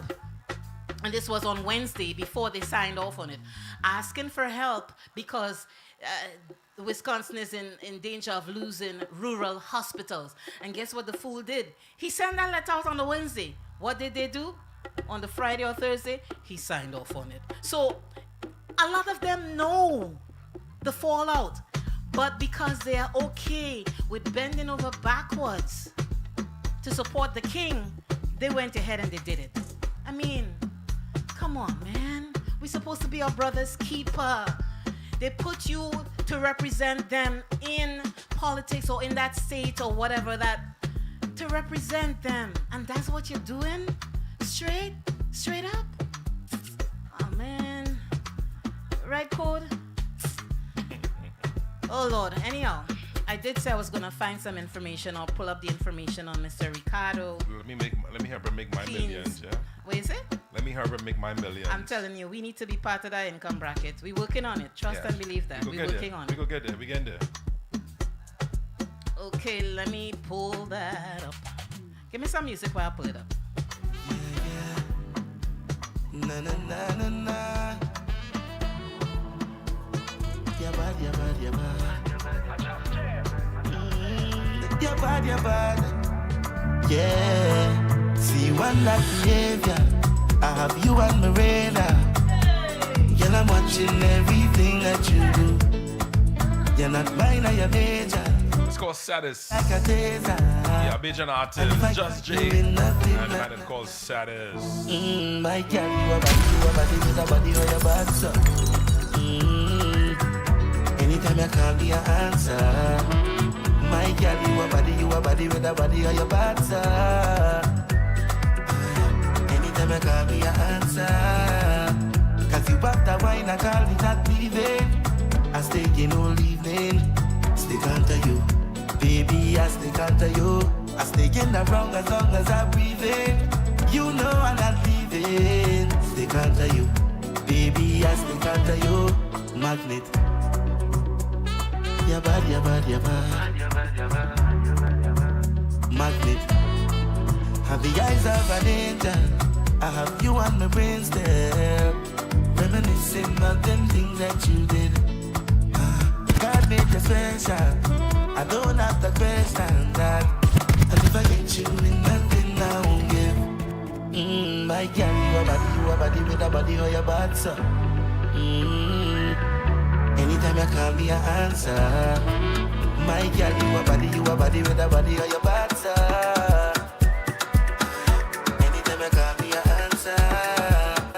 When last you've been to a party, plenty women looking so nice. We must be in paradise. When last you had a time to remember, it's only bumper to fender. And the drinks got done, big up the bartender. When I look on the left, it's so much pretty gal. Fitting in the carnival with a bag of green on me like a criminal. But if I wine on a gal, see the team all around way. And we having a good time. Yes, we having a good time. Do you remember the time I talked about the very first line? So before we bring on Mr. Richardo Keens Douglas, I just want to read a little something about this gentleman. He was born in 1953. I don't know if he wants us to put that information on, but it's all over. Too late. He is a Canadian film and stage actor. He is one of Canada's best known names in storytelling circles, as well as in literature and art. He is also very well known for his work as an actor, playwright, television and radio host. He was born in the Caribbean island of Grenada, commonly known as the Isle of Spice, and I gotta say that's where my father is from also. Yeah, my father is Grenadian, my mom is Trinidadian. And spent his childhood there. He is the youngest of 7 brothers and sisters, including popular Trinidadian writer Paul Keens Douglas. His love of acting and performing blossomed at a young age, and when he was 17, he moved to Montreal to attend Dawson Theatre School. Continuing his love affair with the stage, he went on to perform at the Ontario's Stratford Festival. But when he came up against the systemic racism that existed within the performing arts in Canada at that time, he made a decision to concentrate on writing and performing his own material. His work and themes shows that he is mainly inspired to bring to life the stories of the Caribbean to the stage and to the page. He emphasizes the mystical, and that's one of the questions that I have for him, the mystical and magical art of oral culture and storytelling, not only in English but also in French and Spanish or some source. Most of his work has been published by Annick Press, and is written mainly for young adults, although he is well known for his work for children. There's a lot more here, so I'm going to cherry pick what I want to say. He has received many awards for his work in theater and his literary work. He received a nomination for the Dora Mavor Moore in 1985 for Best Actor in his personally penned musical, The Obia Man. He won the same award in 2000 for his musical rendition of his first children's book, The Nutmeg Princess. This play was also a finalist in 2000 for the Charmers, I don't know, because some people will say CH, they will actually pronounce it CH as Cha, or Charmers, you let me know, Canadian Play Awards. And his 1991 play, Once Upon an Island, was nominated for a Sterling Award for Best Touring Production. As I said, he's got 14 books. When this article that I'm reading, I think when it came out, he wasn't at book number 14 yet. I think this article references about 9 of his books. Tales from the Isle of Spice, Anansi and the Haunted House, The Trial of the Stone, The Miss Meow Pageant, Grandpa's Visit, Freedom Child of the Sea, La Jablesse and the Baby, La Jablesse et Bébé, The Nutmeg Princess. Wait a second, there's a duplicate. We'll talk about that. Anyhow, let's welcome to the People's Chat Room, Mr. Richardo KEENS Douglas. Good morning, sir. Good morning. How are you? I am okay. It's a pleasure to have you on our show. I appreciate it. And I will also say thank you again, Angus, for allowing this to happen, because all my guests from Grenada is through Angus of Spice Concoction. And I really appreciate the symbiotic relationship that we have with him. And yeah, again, he's an incredible guy. Welcome Angus. to the show. So let me get my questions ready. It's a pleasure to be here. It's a pleasure. So right now you're in Canada or Grenada? Canada? No, I'm in Canada. I'm in Toronto. Okay. I'm getting ready to do a show, so I'm preparing for that in 2 weeks. Okay. Yeah. Is it oral culture again? Yes, it's a tour. It's a show I've been touring with for the past 3 years. I just came back from London, England with it. And it's called Mouth Open Story Jump Out. Mouth It's Open about, Story it's Jump oral Out. tradition. Yeah, it's comedy, storytelling. It's an hour. The show is about 70 minutes long. It's just me on stage. It's a one-man show. So I've been to New York. I did Washington. I did New York, London, England, and now we're back in Toronto. So for those of you that may not know, it's actually Mouth Open Tory Jump Out. So he's taken Tory out and put in story, and this should be interesting. Before I get to my questions, I feel like if I need to ask this. You've been a one-man show for years, right? Yes. How taxing is that mentally and emotionally? Well, it's the preparation, because I mean, the nice thing about it is you don't have to deal with other actors and stuff. It's you. So if you make a mistake on stage, nobody knows but you. You know, it's taxing in the sense of you have to hold the audience for an hour and a half, literally. So I'm on stage for an hour to 10 minutes just talking, and once you love what you're doing, it's not that taxing, you know, because it's the preparation of writing the script. You know, making sure their highs, their lows, the journey through the play, you know. So really, once you connect with an audience, and that's where a live audience just brings all the energy in you. Once I'm on stage, it's just pure magic. I don't call it work, and I don't call it taxing. I just call it a lot of love, because you get that energy back from the audience. You know, I've been singing since I was a young age, and professionally for a whole lot longer. And I'm vibing with what you're saying, because when you're on stage, for me, most times now I'm on stage with a band, so I can vibe their energy and when they go down, I go down, you know. But when you're on stage by yourself, and I used to do that at an early age with just me and my guitar, you always have to keep the audience up here. And that can be a little bit tiring, but when you love what you do, you'll find the energy, right? Yeah, because you see, you got to know too the pacing, because you don't want to burn out. Yes. You know, so actually you're taking the audience on a journey. So you know where the lows are, then you bring them up, then you bring them back down, and you bring them up to the climax you want to get to. So it's a lot of, once you're on stage and you've been doing it for a couple of years, you kind of know the techniques, the whereabouts and stuff like that, you know, unlike somebody who's doing it for the first time. They might just go from the moment they're on stage, they go, go, go, go, go, go. And by 30 minutes, you're just so exhausted, you know. So you got to know when to cheat, in the sense, when I say cheat, you know, to do a softer story, or sit and just relax and chat, you know. So it's experience too will help. Yeah, from a pro. Yes, y'all listening, y'all young people that still haven't figured it out, listen to this guy.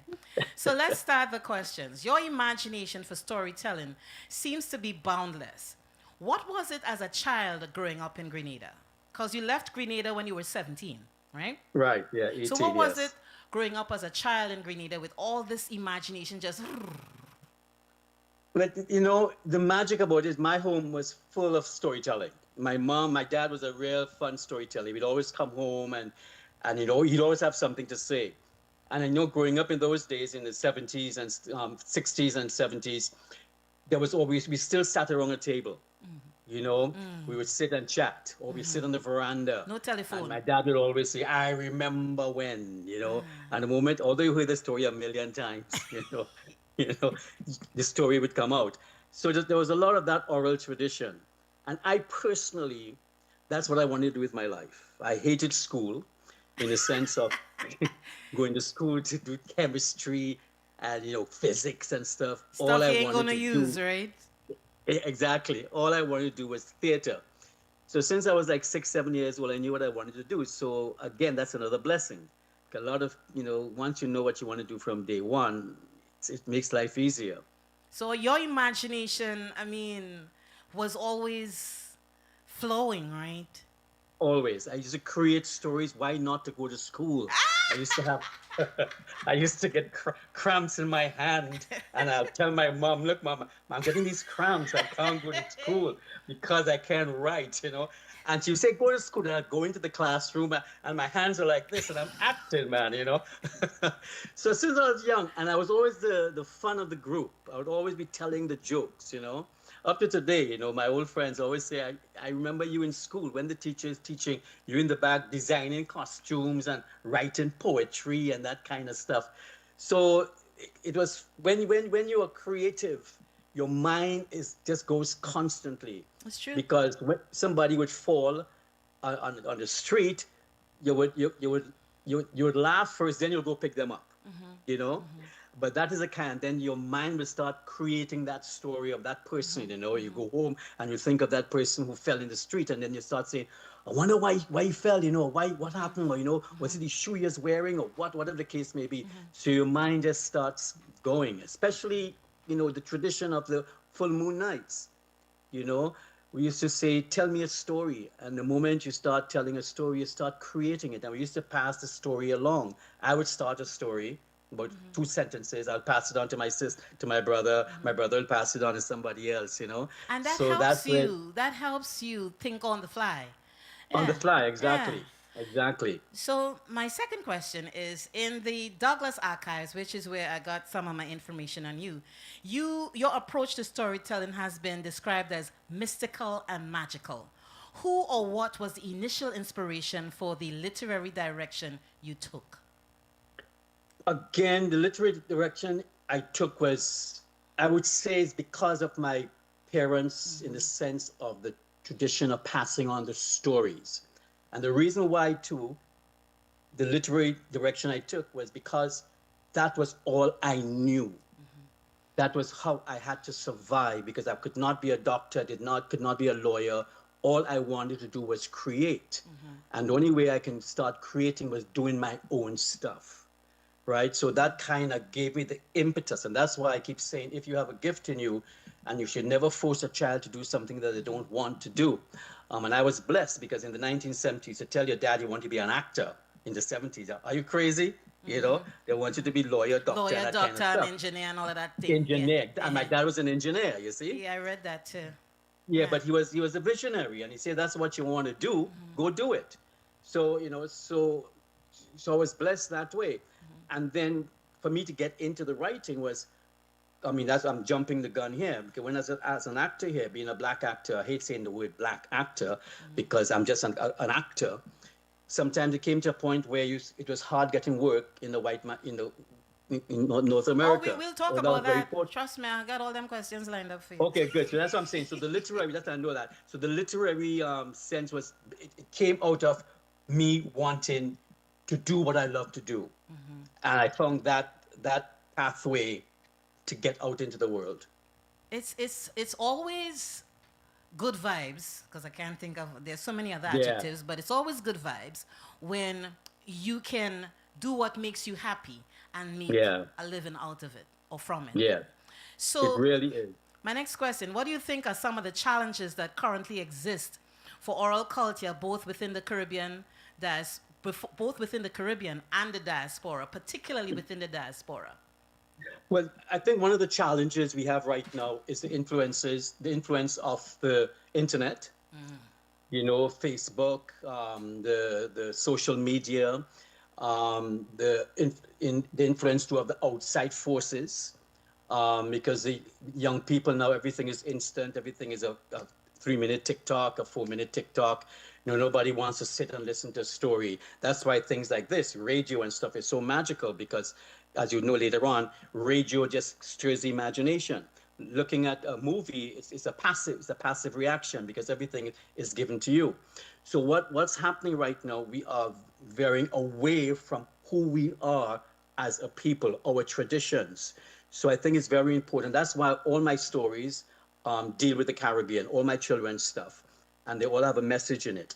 Not a preachy message, but a message of confidence, of believing in yourself. And what we have to do right now is bring that oral, that tradition and pride in who we are as a people back into the schools. Because we have always been trying to be somebody else rather than who we are. Okay, so let me ask a follow-up to that. You've been in Canada now for many years. You have done a whole lot. You also hosted a radio show. What challenges? What challenges have you seen with regards to bringing some of this oral culture within the school system in Canada?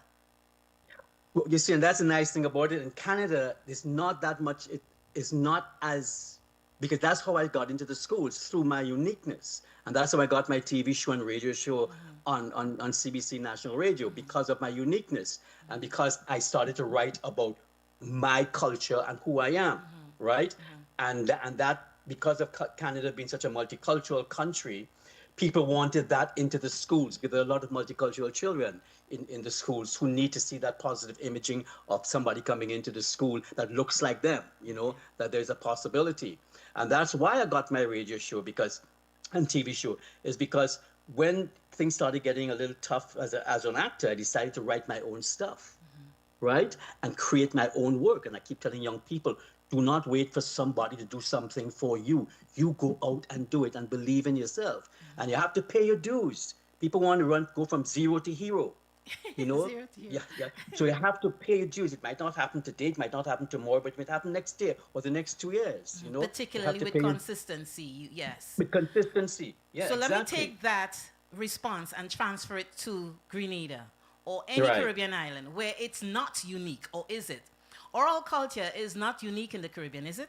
I don't think so. No, it's not. Right. So it should not be. But it's not. But okay, so you were able to use that uniqueness to channel your way through in Canada. Right. Do you think the same thing is happening in, let's say, Grenada? And I will say Grenada because that's your country of birth. So you will know more about it than I will. Do you think the same thing is happening, that some oral culturalists are able to use that, which is not unique, in Grenada to find their way, or is it a whole lot more of a challenge? It's a challenge because it's hard to make a living in the arts in the Caribbean. You know that. Yes. Unless you're a soca artist or something like that. But it's even hard for them too. Exactly. Exactly. I mean, for instance, I've been trying to get, my book, The Nutmeg Princess, which I wrote over 32 years ago. Yeah, that was your first book. Yeah, that's my first book. And I'll tell you how I started writing that book too. It will relate to what you're asking me now. Going into school, because I do self-esteem talks, for teachers and universities and colleges and stuff in North America. And I remember coming in and doing the talk, and there was a little black girl. She had a Whoopi Goldberg hairdo, and you could see she had this long sweater on. And she put her hand up and she said, "Excuse me, sir, do you know a story of a black princess?" And my heart sank, because at the time I didn't know one. All of the African stories are other stories, but I didn't know one about a girl, about a black princess. And there were maybe 4 black girls, young ladies in the class, a class of maybe about 300 students, right? But she wanted her students to know that there could be a princess that looked like her. She knew the Cinderellas and the Snow Whites and the Sleeping Beauties, but she never heard a story about her. That she could relate to. And that's how, when I left that room, I said, I'm going to go start writing for children. And that is how The Nutmeg Princess came about. Okay, so that was over 30 years ago. That's 32 years now. What changes have you seen? I have not, because I mean I'm trying to get this book into the Grenada education system since for 32 years. So what? It's right now. It's in. I mean, I'm not putting down the Grenada or anything like that. But my book is in the Koeman Institute in Australia. It's been in the libraries all up here in Canada. So it's a matter of taking pride in your people, in your brothers and sisters and the sons of the soil, right? But in Grenada or on other Caribbean islands, it's hard to make a living as an actor, or a writer. So, I mean, when I brought it out 32 years ago, there were no children's books in Grenada except from somebody, Verna Allett, who lived in England, and she had the Tambourine Publishing Company. But now they have like tons of children's books, which is fantastic because there's a lot of self-publishing. You can go and self-publish, right? Mm-hmm. But how far would that go? You know? True. So I think it's very important that we start celebrating our oral traditions, celebrating our writers or authors, mm-hmm. and bringing them into the school system. Not every book can get into the school system, you know. At least try something. Exactly, try something, you know. You know, because there are books in the Netherlands they're talking about apples and grapes and snow and all kind of stuff. You know, some of the kids are not relating to that. You know, but it's changing slowly. You know, I must admit it's changing slowly. So let me just say hi to Mr. Doric. Thanks for checking us out on the Facebook live stream. Miss Pat Hildebrand, who is one of the sport champs coming out of Barbados. She represented Canada. Oh, you know who it is, right? I see you do like that. Okay. Yeah. She lives here in Orlando. Lovely woman. Okay. College boy Jesse, thanks for checking us out, and you're welcome. What we do is we play everybody music. Okay. Yeah, we don't, you know what I'm saying? So, and let me just let Code Red know we're going to take a music break just now. So just let you know. So the next question is, let me pull up a paper. You have devoted your talent and your skill set to storytelling and delving into the history of Grenada, which resulted in your recent publication, I think it is the recent one, Lost History of a Time, Grenada Carnival 1945 to 1974. Please briefly tell us some of the research that went into this book. Yes. Yeah, I just launched it in Toronto last week. It was launched in Grenada. I saw the photo ops. Yeah. Right. Yeah, that book, I think, is so important to the history of Grenada and the Caribbean too, but specifically for Grenada, because it tells a period in the Grenada history that the kids today, the young people today don't know about. So 1945 to 1974. 74 we got independence. So 1945 to 74, that was the colonial days, right? Mm-hmm. So in those days, it was by the king and the queen, and we had governors, we had town mayors, that sort of thing. Mm-hmm. And in those days, going up for Carnival Queen was totally different to what it is today. In those days, it was pure. It was a certain segment of society. It was a lot to do with class. It had to do a lot with how you look, the straight nose, the long, straight hair, the light skin, and stuff like that. Yes, yeah. All of that, I mean, the first dark-skinned girl who won was in 1963. That was Florine Hope. But remember, it was not so much a matter of racism, although racism was there, but it's more of a colorism, right? But all the girls who went up there were all friends. But it's just the way that we were brainwashed of what beauty was, right? So from 1945, and again, that's just part of what the book is about, but it was the history of how the girls were chosen. From 1945 and 1944, they were put on stage, and the audience, you had to do it by ballot. It's not like how the beauty pageants where they come and they walk down the ramp and they do their evening gown and their bathing suits. It wasn't like that, It was by ballot. So the people in the audience would vote and they say, I like you, I like you, I like you. And then they would count the ballots up and whoever had the most ballots won. And if you bring a whole room full of friends, you're obviously going to win because they're going to vote for you. Exactly, And then there was a history of when you won the Carnival Queen, you would choose somebody to go around the carnival season with you. So you can choose your best friend or your boyfriend or your fiance, so they had a king with them. And then it started changing. That's a whole bunch of nepotism. I know. I know. And the thing about it too is, it was such the queens were they were so celebrated in those days. They were looked up to. When you went to a Carnival Queen in the 50s and the 60s, people, you were celebrated. When you walked the street, people took a pride in you. You know, they say, look, she going to for Carnival Queen, you know, or after Carnival Queen, she went to for Carnival Queen. So it was a pride, you know. And I remember one of the girls who went to Carnival Queen, she was a teacher in the convent. And she literally had to take her costume to the nuns so they can approve it to see if it was okay for the stage. Wow. That's the kind of stuff that, you know, was happening in those days, you know. But it's such a fascinating history because I showed some Rasta friends of mine the book and they could not believe that this was Grenada.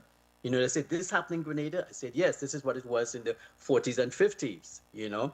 And doing this research, it took me 6 years because in those days, you know, people were not taking photos and stuff like that. Plus, we had hurricane in 1955. We had Janet, the Hurricane Janet, which destroyed Grenada. So a lot of photos and paraphernalia was lost. And in 2004, we had the big Ivan. So a lot of that was gone.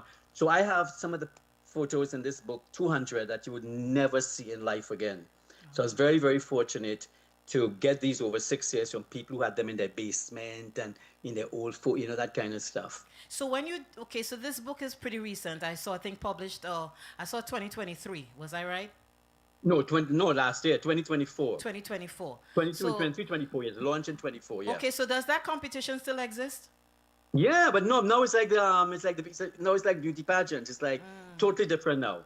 It's a costume. It's the Carnival Queens. They have the costumes and the evening gown and the interview and the talent, just like what you see on the Miss America and those kind of stuff. So Miss Universe. Your book was able to highlight how it was back in the day as opposed to how it is now. Right. Yes. Okay. And they still haven't picked it up for it to be in schools because this is something that is historical. It should be in schools. Well, it'd be lovely. I mean, it's just out this year, you know, it would be lovely. And that's the kind of stuff I'm talking about. I'm not talking about my book necessarily, because there are a lot of other books like this, you know, like this one, that I find, like up here, my books, people love them. The schools, I can go to teachers, say, oh, I remember the Nutmeg Princess, I remember Freedom Child of the Sea, you know, that kind of stuff. And then sometimes it hurts you sometimes, you know, when your own people, sometimes they don't want to, I'm not, you know, celebrate, I'm not talking me necessarily about celebrate the son of the soil, or, you know, they have to work so hard, they have to beg, they have to, you know, and there's a lot of jealousy and envy, and if somebody don't like you, your book won't get in, you know, that kind of small-minded. It's a mindset of the grass is always greener on the other side, and the other side is in reference to anything across the sea is better. Exactly. Because I have seen over the years that they have celebrated people who don't look like me, born probably somewhere in Ohio or something like that, singing soca. But guess what? That song is climbing up the charts in Trinidad and Tobago. But you have singers or artists in the island that killing themselves, not literally, of course, to put out good music every year, and they have to pay to play. You know, but somebody coming in from the outside, they climbing that chart in a lickety split second.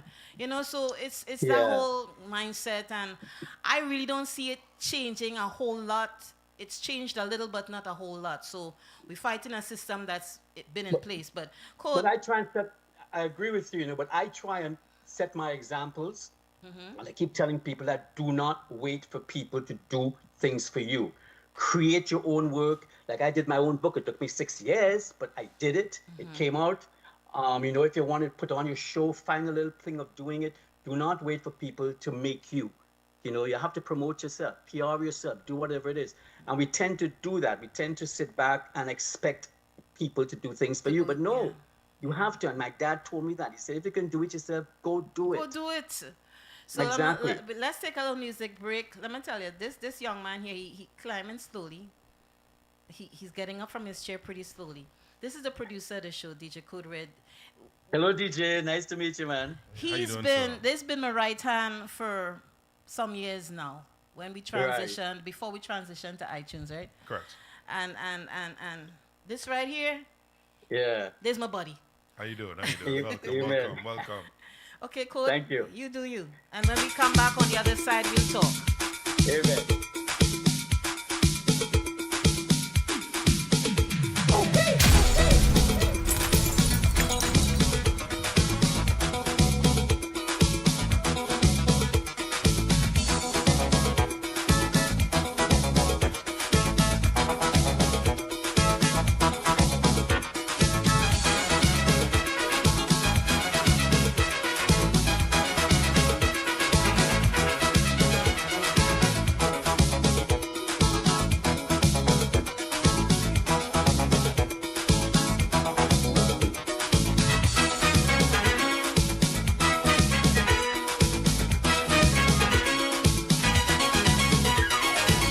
What's wrong with the controllers? The so-called controllers. If your conscience haunting you, it's you I am talking to. I've spent restless days and sleepless nights in many ways to make soca right. Now they're playing games, heavy games to protect my honor.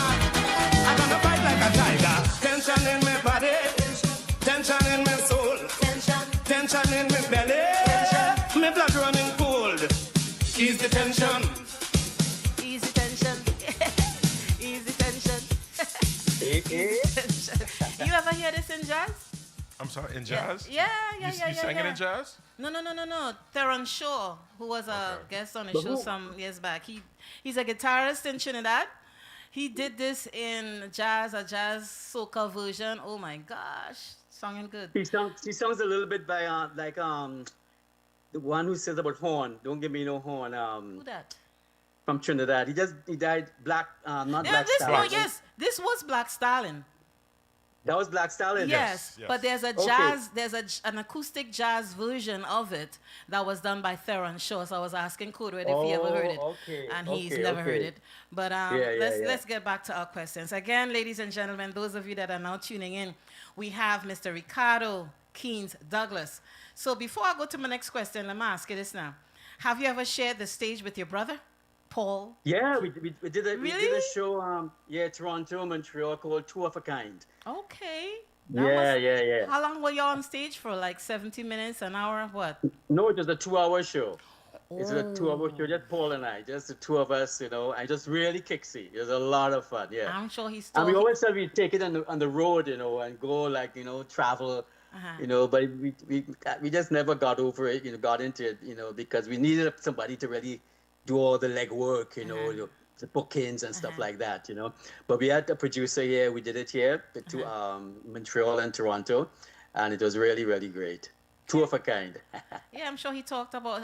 I'm sure he shared Tanti Merle, right? Yeah, Tanti Merle, Laja Blair, Tukunya. We did the whole works, And he has ghost stories. I have ghost stories, I do a story called To Ski or Not to Ski, which is one of the favorite ones, about a Caribbean person going skiing for the first time. So the humor in that, Fall down. So you spoke of class and racism of that time. Right. And when describing your recent publication, which was The Lost History of a Time. Right. How is it different from classism and racism today? Because that's still here 10 times over. It is. It is still here. It's just very subtle. Relating to Grenada, after the revolution, the middle class, there was a lot of the middle class who got up and left Grenada. And so there was a void there.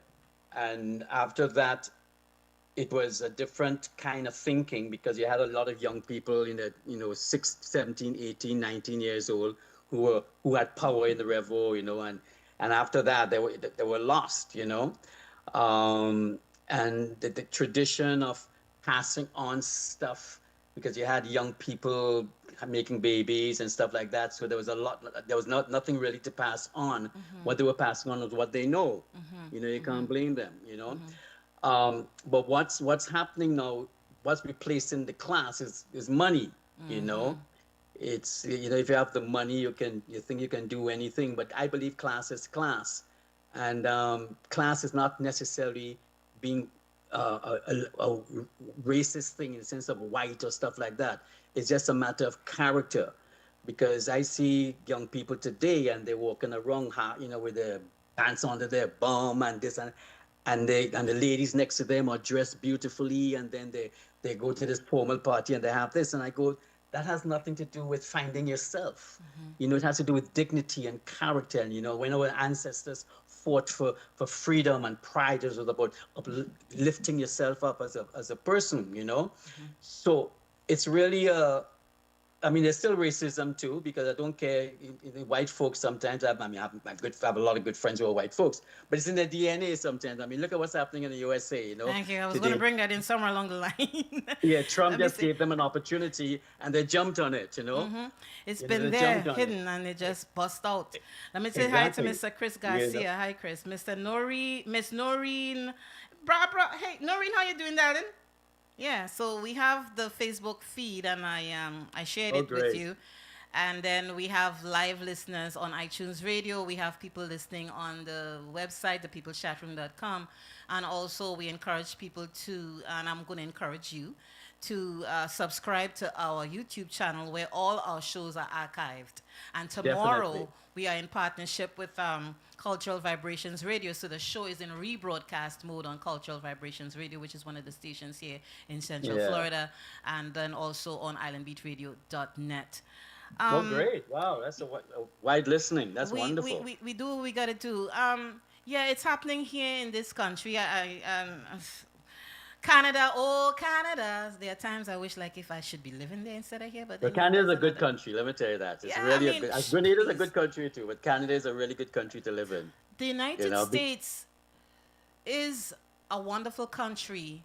However, the leaders are not. Yeah. So, let me leave that there. You have 14 books, some written in French and Spanish.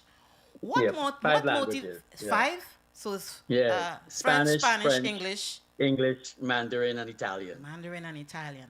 What motivated the multilingual approach to publishing some of your books? Because not everybody does that. Not everybody sees the importance of encouraging or widening the fan base by, bringing in other languages. Now, how that works up here, it starts with the publishers. I was very, very fortunate because how I got to my publishers, Annick Press, I was on my radio show with CBC. I mean, I was the first black person to have his own hour-long national radio show in Canada. How long was that show on for? How many years? It went for 3 years. Okay, that's nice. Yeah, that's nice. yeah. And it went national. And on that show, my publisher, the publisher was driving her car, listening to the show. And on that show, I was telling the Nutmeg Princess story, and she heard it. And she called me up, and that's how I got into publishing. She called me up and said, "We'd love to do your story." No, that does not happen. That's what Papa God. I say, what my mom used to say, "What is for you is for you." Normally, Annick Press gets over 10,000 manuscripts a year, and they choose 30 manuscripts to produce each year. Nice. And I never had to go through that. It just so happened that's how Papa God made it work. What is for you is she for was you. in the car listening to it, and she loved the story. And then the rest is history. With them, I have 13 books, 14 books out, right? But people in different countries would see a book and like it, and they would like to produce it. So they'll get in touch with Annick Press and say, "We'd like to do 1,000 copies of this in Italian for our country or our school or whatever it is." And that's how it happens. But Annick Press always, when they do a book, they do it in French because Canada is English and French. They do it in French and English. See, that's one of the things, and Code knows this. When we have artists on the show, depending on the song that I hear, I'm like, why sing it in Spanish so you could bring on another fan base? Exactly. You may not. I sing in 4 languages: Portuguese, Creole, Spanish, and English. Can I speak it? Hell no. But I could sing it. You know what I'm saying? That's wonderful. But where are you originally from? I'm from Trinidad and Tobago, the most southern really? island Okay. of the Caribbean, off the coast of Venezuela. I gave you a whole thing. I gave you a whole thing. And I started doing that when I was performing at Epcot Center. I got kind of bored, so I was like, why not sing in different languages? And they had a whole lot of Brazilians that would come into the park. And there was one of the guys that was part of the band. He's Puerto Rican, so he would help me. And then I would pull in some of the Brazilians, and they would help me. And I learned to sing it phonetically. Yeah, right. So that when I'm singing it, you think it's my first language, but it's not. But, it's something I genuinely enjoy doing. So I got one more question for you. You are an actor, a playwright, a teacher, director, television and radio host, and inspirational speaker. What is next for you, Mr. Richardo Keens Douglas? That's a classic question. What is next I for know you? what is next for me. You done What everything. you see, I'm so blessed. I give praise and thanks to Papa God. Amen. I just everything I do, I love doing. Mm-hmm. You know, any project I take on. I mean, Angus will let you know. I've worked with Angus. Angus has produced stuff with me. We work very well together. I mean, Angus is the kind of thing the way I think. You know, standard. I don't settle for mediocrity. You know, so so what's next for me is that I just want to create more stuff. I'm writing a new play now, and I'm getting ready to produce one, not my one-man show, another one called Full Moon. We're going to do that hopefully in the next, within the next 6-8 months. What I want to do, I just want to reach out to people. I'm of a certain age now where I'm content with what I'm doing. I'm not fighting up to do anything because life is so short. I mean, there's so much sadness in the world. You turn around you. And my thing is the young people today that I have to let them know that you have to pay your dues. You cannot have a concert tomorrow night and then you're partying the next night, with your voice and you're screaming and, that kind of discipline that we don't have in the Caribbean, because in the Caribbean, you turn the lights on and everything seems to work, that kind of stuff. But do you have the stamina to keep it going? I keep telling the young calypso artists, soca artists, I said, the songs you're singing, you got to stop trying to sing just for the 2 days. You got to branch off, do different genres, listen to all kinds of music, write songs that we can play in Toronto. There's certain songs that I'll play in Grenada that will never see the light of day. It's true. In the Toronto radio scene. That is because true. of the language, because it's derogatory, because they're coming down on gays, on women, it's violent, and as I said to them, I said, why limit yourself to just 2 days and people jump up to it and on the third day they forget your song. So that's why people like Kess and these people and other them, they're gone out because they're not limiting themselves. The music they're playing is universal. It's Caribbean, but I can relate it. The blonde lady across there or the Chinese, whatever it is, the Asian can relate it because it's magical. It's not negative. So I keep trying to pass that on to the young people. Same with writers. I said, if you're an author, because a publisher did not take your book, turned your book down, that does not mean the story is not good. It means that that's not the story they're looking for, or they have done a story similar to that 2-3 years ago, So don't feel, that you're not worthy or your work is this or your work is that, And sometimes you need to multi-think. Try and find another avenue for that while working on something else. What were you going to say? I'm sorry. I'm agreeing with you, yeah. So, Angus, I know we're about to go, but Angus, he told me to ask you about Wharf and the Carnage, the influence from Wharf and Carnage, and also the Angel Harp Steel Pan. And then he went on to say that you were just I used to listen to the Angel Harps, and that's a magic note. All these boom boxes and these, the loud music. I used to sit in my house. I used to live on the 2 streets above the Carnage, the Wharf, right? So when you see the Angel Harp, that's one of the best, if not the best bands in. I better watch what I'm saying. You better have. in Grenada, no.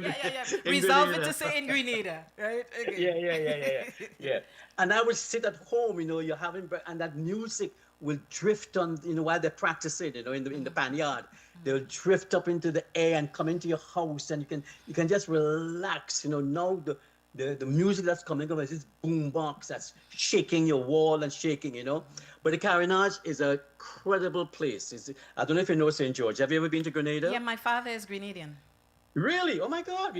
But have you ever been? Yeah. Oh, great. Because the Carnage is right into, it's like a horseshoe bay. It's beautiful, right? Yes, it is. And it's like an amphitheater. So if I can hear people talking, whispering at night, 2 streets down because of the amphitheater feel, the voices just lift into your house, And the Carnage is where everything happened. That was where carnival bands came from, That's where the mass took place. That's where everything happened, And the characters that came from, they were just so creative and so magical. So you know? obviously, And that's why it's a line. Obviously, I'm listening to you, and I'm also watching the expressions that's floating across your face, and I could see that there's some nostalgia going on and all of that, and I really appreciate it because I'm looking at you. I really appreciate you being a part of the People's Chat Room, and one of the things we say to all our guests is, once you're a guest, you're always welcome to return. Where can our listeners find your books? I know Amazon is one of the credible sources because I looked. Where else? Amazon, Indigo. That's one of the major stores in Canada. Indigo, and in Indigo bookstore. But mainly Amazon for people outside of Grenada and outside of Canada. Just go on to Amazon, look up Lost History of a Time or the Nutmeg Princess, and you can order it, and it'll get to you in like 2-3 days. Have you ever performed in Orlando, Florida? No. I came there many years ago. I had some friends that were just living there, and they brought me in to do a keynote talk in Orlando. So, yeah. I have your phone number, so but I don't think you have mine, so I will reach out to you and let's start talking. And okay. Because Val Branch, you know Val Branch Duncan? Val Branch? Yes. Okay, so she lives here in Orlando. Really nice person. So let's see what we can make happen, all right? Okay, you have me. You text me on WhatsApp. I will. Somebody did. I will. That was Code Red. DJ Code Red is the one that texted you. It's been a pleasure. Pleasure. Can I go ahead and ask him for a drop so we could play on the air? So we would like you to do a drop for the show. I'll reach out and I'll give you the information, and sure. So that way we could have your voice, every now and then. This is Richardo KEENS, and you're listening to the People's Chat Room. And I want to thank Angus too for connecting us. That was really, it's really wonderful of him. Thank you, Angus, if you're listening. Yeah, he's listening. And it's Lido, right? It's Lido? Lima. Lima. This is L-I-M-A. L-Y-M-A. I hear the joke now. My father said L-I on my birth certificate. When I was 5 years old, I thought for myself, listen, I want to change it to L-Y. My mother had no choice but to facilitate that. So my name is L-Y-M-A. You can say either Lima or Lima. I prefer if people say Lima, because that's a Caribbean way of saying it. But if you can't say it like that, say Lima. It's all about love. I like Lima. Lima you is like nice. that, right? Yeah. Oh, Lima. Hello, Lima. How are you? Lima. Yeah. I did. Thank you so much for being a part of the People's Chat Room.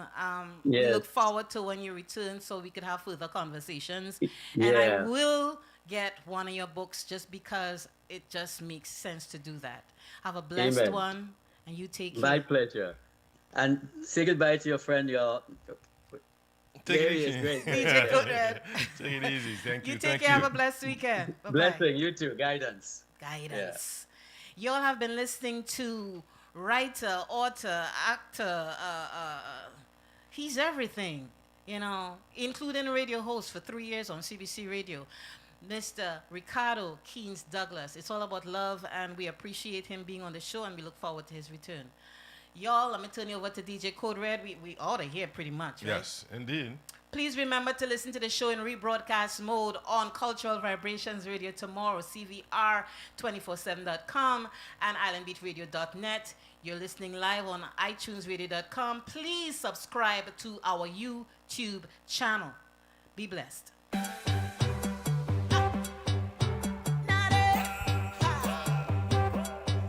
You should have known you shouldn't mess with me this hour of the night. Oh, yeah, I get fried. What they calling me? My nickname is Corbin. Oh, I get that name. Cause I just keep him up. I always keep him up. Cause I just keep him up. I always keep him up. I swear. Saturday, July 19th, it's Caldero's Christmas in July. Caldero's Christmas in July at Caldero's Grill and Stage, 104 to 105 Independence Avenue in San Fernando from 8 p.m. till 2 a.m. Free rum punch, sorrel, ham and hops. Caldero's Christmas in July featuring BB Serenaders, Chris Rojas, Marcio Miranda, and the man himself, Leon Caldero. Your early bird tickets, $150. Tickets available at 335-7081 or at Caldero's Grilling Stage. Hosted by Ninja, DJ Sensational Sammy, and Cool Mo D. It's Caldero's Christmas in July. Saturday, July 19th at Caldero's Grilling Stage, 104 to 105 Independence Avenue in San Fernando from 8 p.m. Caldero's Christmas in July.